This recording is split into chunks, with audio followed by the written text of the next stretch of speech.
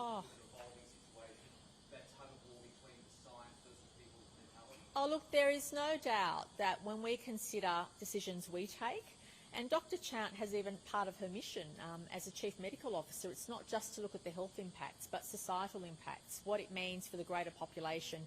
You have to assess the medical risk against the risk of other things which will harm the community. And so we take all of that into consideration in New South Wales.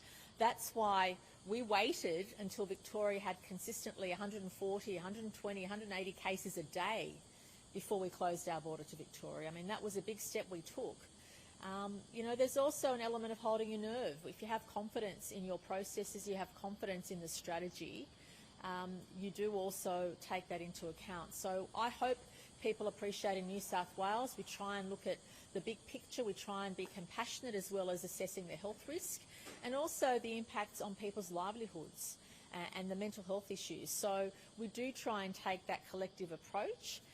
And we also make sure that the decisions we take consider the 8 million people in the state and not just particular groupings in one place or another, because we appreciate that at times, depending on the nature of the pandemic, some members of the community do take a heavier responsibility than others. And in this instance, it's the community of the Avalon area and the Northern Beaches that are really bearing the load of having to contain the virus, and we appreciate that deeply.